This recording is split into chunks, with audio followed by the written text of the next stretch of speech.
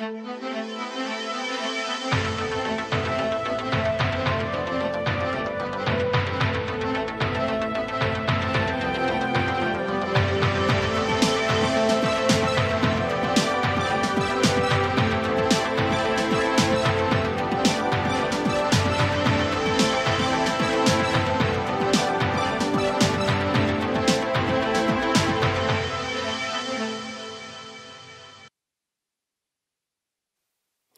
to have you join us on News Now on TV360 Nigeria. I am Esther Vese. We begin tonight on a sad note after about 136 people drowned in Lake Victoria in East Africa when a ferry sank on Thursday. More people are feared missing as rescuers search for survivors. The MV Nyerere ferry had about 300 passengers on board it when it capsized near the dock in Ukerewe, Lake Victoria's largest island. The commissioner for Mwanza region in northern Tanzania, John Mongela, says at least 37 people were rescued, with some in very bad condition. In Nigeria, the Yobe state government says that 61 people have died from a cholera outbreak. The government also says 906 fresh cases of cholera have been recorded, with 50 others still on admission in hospitals across the state. The Commissioner for Health, Muhammad Kawuwa, made this known in Damaturu on Friday. He said acute water diarrhea cases have been reported in parts of the state and were later confirmed to be cholera after laboratory tests. 906 cases have been recorded in 6 local government areas of the state within the space of 2 months. The Nigerian Air Force begins a 5-day medical support at the internally displaced persons camp in Zungeru, Niger State, following the flooding in the state. Now, not less than 1,200 persons have been accommodated in the camp after their homes were submerged and their farmlands destroyed as water from the Shiroro and Zungeru dams overflowed. The Air Force says the medical support is expected to complement its efforts as well as help to reduce the risk of an outbreak of the disease. Now, at least 40 people have been killed, with over 100 homes submerged by the flood. In a related development, the Vice President Yemi Osibajo has visited 2 of the flood-prone states, that's Anambra and Delta. The Vice President rode on a canoe in his visit to Anambra, accompanied by Willie Obino, the Governor of the state, Ifeanyi Okowa, the Governor of Delta State, Chris Ngige, the Minister of Labour, and Mustafa Maihaja, the Director General of the National Emergency Management Agency, NEMA. In Delta, Osibajo surveyed the area on a helicopter with his entourage, and he pledged his commitment of government to assist those affected by the flood.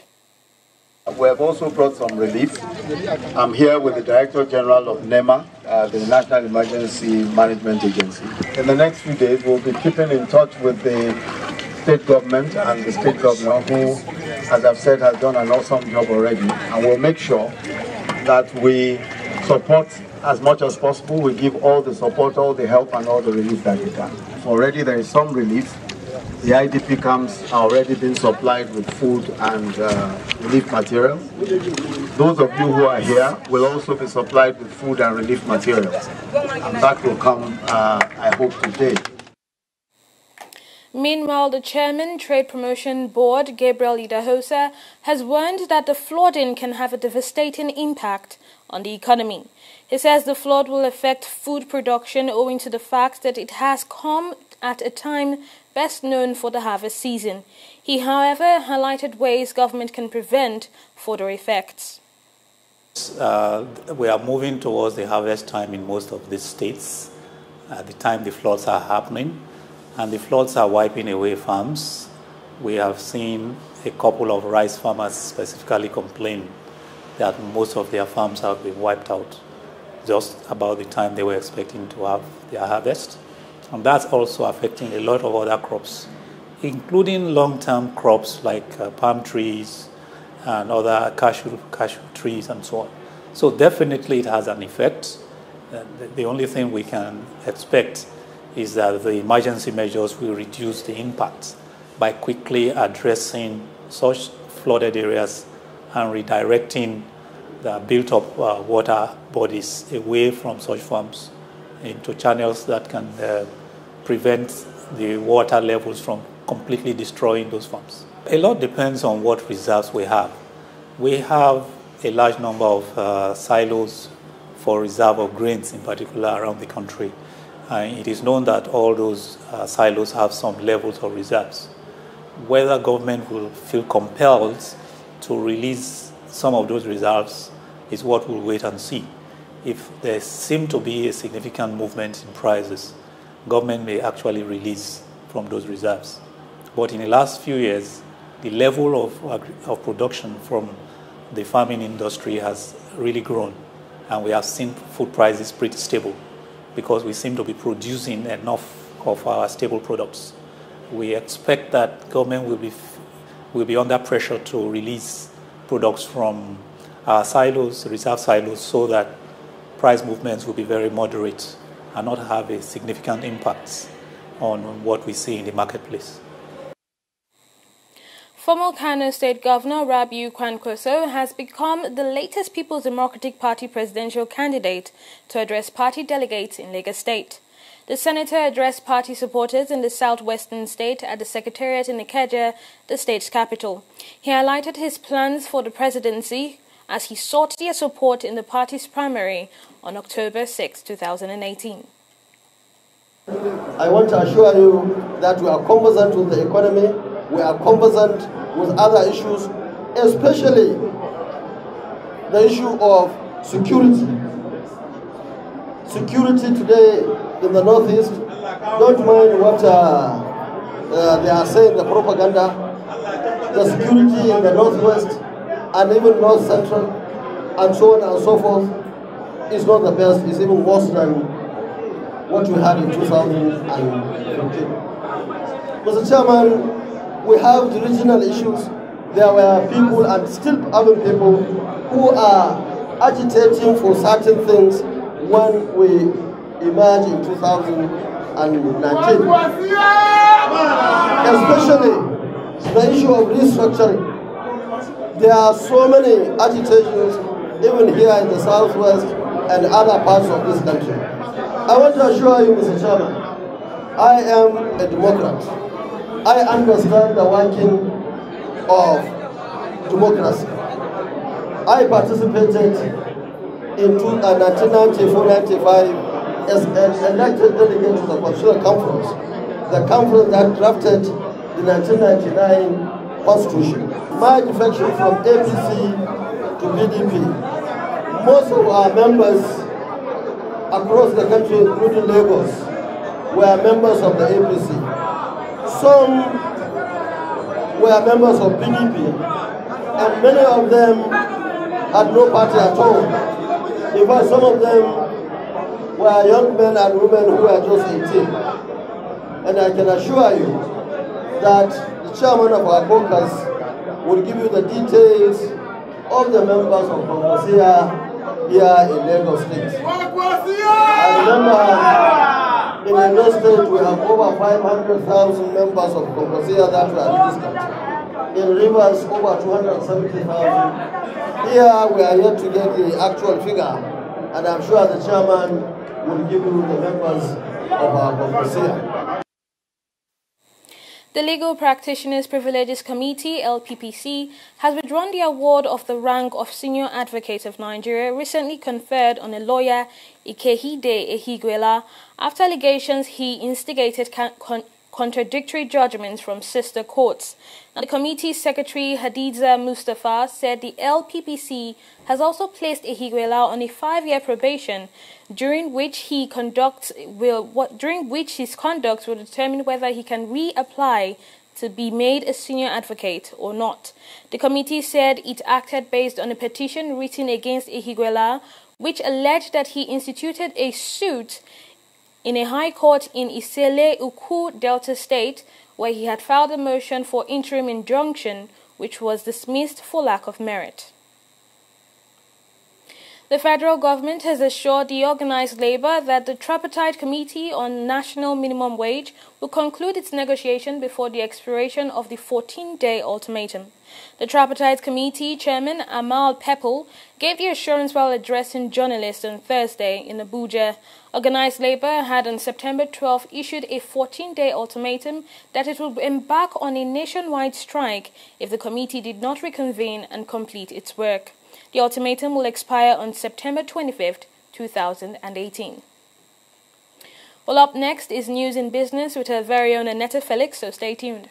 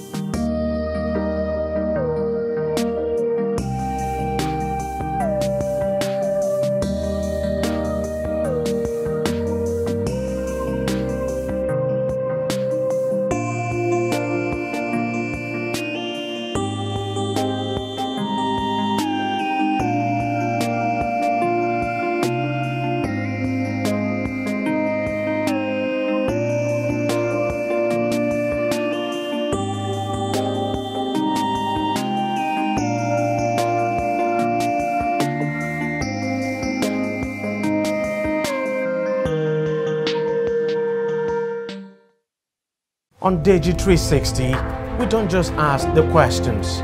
What is wrong with amending the Constitution the way the National Assembly members have been doing it? We seek answers. The Constitution is constituent. Our problem is not lack of laws.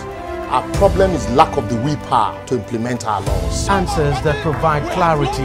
While we negotiate, we should try to make it a point that the girls must be complete. The clarity you need to make informed judgment so that you can make the right decision and take action. People are saying it is you politicians that are responsible for this, that you are the reason why this is happening. All these dollars that call themselves governors in this country. I wish we had people like Tony at the National Assembly. God forbid that I go to join that ballot. TV360, providing clarity to issues.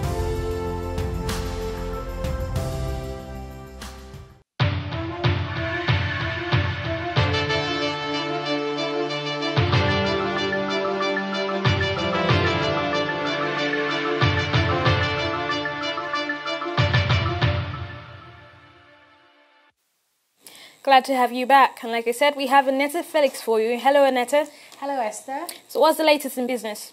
Well, the latest is that the Nigerian National Petroleum Corporation says it has recorded a trading surplus of 17.16 billion naira in April.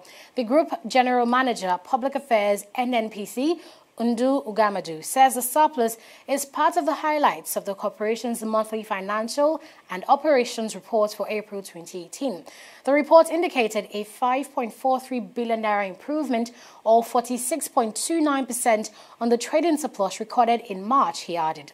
Ugamadu said the trading surplus was achieved through a combined higher performance by the upstream, midstream and downstream sectors, as well as a reduction in corporate headquarters operational expenditure.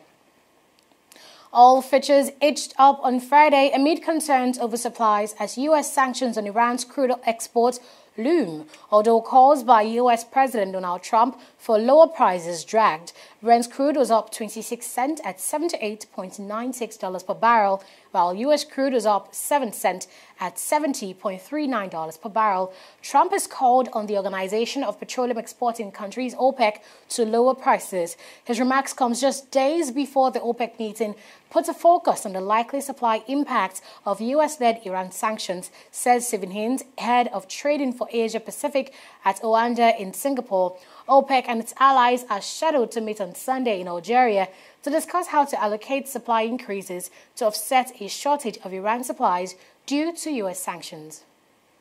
Up next is the stock market report. Do stay with us.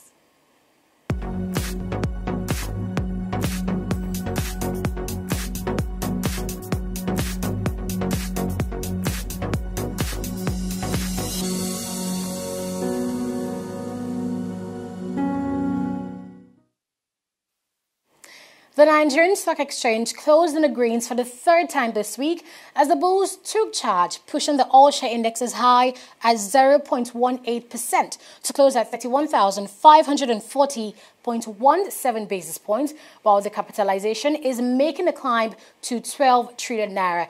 Going ahead, the market recorded 523.444 million shares worth 10.581 billion naira.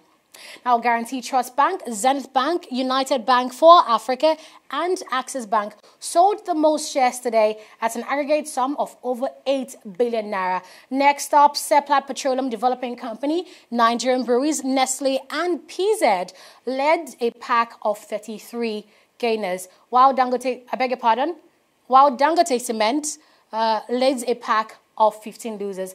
Global stock markets now close in the positive territory, with the London, New York and Japan Stock Exchange closing at an increase of 1.67%, 0.41% and 0.82% respectively. That's all in business for now, Esther.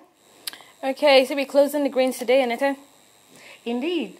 Could you tell me your global stock exchange closed with London Stock Exchange in the... In the greens, of course, FTSE, Dow Jones and Nikkei all closed in the greens. So it's a good market for everybody, yeah? Indeed. Thank you very much for the update, Annette. Now we're going to take a short break, and when we return, we'll bring you more stories. Just stay tuned. Corruption not in my country. What's your name? Onosode Omorife. May you check your own list, cause the list where they outside. Onosode name never do. Your name is Onoriode. You even went as a fashion designer. As you don't come back, so now I won't go as Akpobori Ovi. And we won't go as pilots. That is impersonation. My own share for the national cake be that. Mr. Onosode. The Amnesty Program is an intervention project for sustainable economic development of the Niger Delta, which you are a beneficiary of. Lying under pretext for your selfish gain and advantage is robbing others of the same opportunity. And that is an act of corruption, not in my country. Corruption not in my country. Stop corruption now. You're welcome back.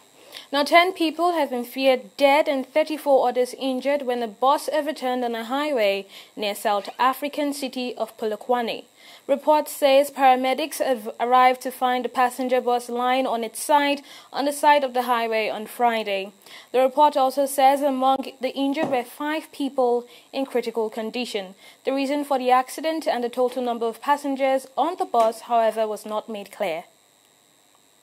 China's foreign ministry says it strongly urged the United States to withdraw sanctions on the Chinese military after the Trump administration imposed the penalties for buying fighter jets and missile systems from Russia. Ministry spokesman Geng Shuang made the comments at a daily news briefing in Beijing. The United States says China's armed forces were in breach of a sweeping U.S. sanctions law pushing Moscow for meddling in the 2016 U.S. election. In sports, Gabon Football Association has named Francois Aubameyang as the new national team coach following the departure of under-fire Spaniard Jose Antonio Camacho. The 53-year-old, who is father to Arsenal striker Pierre-Emerick Aubameyang, will be assisted in his new role by Daniel Cousin and Francois Megassi. The senior Aubameyang captained Gabon to their African Cup of Nations AFCON BAO in 1994 and played over 200 professional fixtures in the French Ligue 1. The country's football association has mandated the staff to qualify the team for the next Africa Cup of Nations in Cameroon. The Gabon lost their first match of the 2019 AFCON qualifiers to Mali by 2-1 before being held to a 1-1 draw recently, prompting calls for the removal of Camacho. Manchester City striker Sergio Aguero signs a one-year contract extension with the club until 2021. The 31-year-old had said in March he would leave City in 2020 when his previous deal was due to expire, as he wanted to end his career at a former club Independiente in his native Argentina. But his new deal means City's all-time leading goal scorer will remain at the club until just after his 33rd birthday. Now, Kevin De Bruyne, Fernandinho, David Silva and Nicolas Otamendi have all signed new long-term contracts in recent months. Anthony Joshua will put his world heavyweight titles on the line against Alexander Povetkin at Wembley on Saturday, September 22nd. The winner of the tie could face the victor of the proposed clash between American WBC champion Deontay Wilder and Britain's Tyson Fury. Joshua will be taking part in his fourth stadium fight in succession after his meeting with Klitschko at Wembley in April last year and 2 sellout dates at the Principality Stadium in Cardiff. His opponent, Povetkin, who held the WBA belt for 2 years, suffered his only defeat in 35 fights when beaten on points by Klitschko in Moscow in October 2013. Well, that's it on news now. You can watch some of our other programs on our website at www.tv360nigeria.com or download our app on Play Store and it is TV360 Nigeria. Watch us on Facebook at facebook.com/TV360 online. You can also follow us on Twitter at twitter.com/TV360 Nigeria. We are live on YouTube at youtube.com/TV360 Nigeria, and we are on Google Plus, and our handle is TV360 Nigeria. Thank you very much for watching. I am Esther Vasey.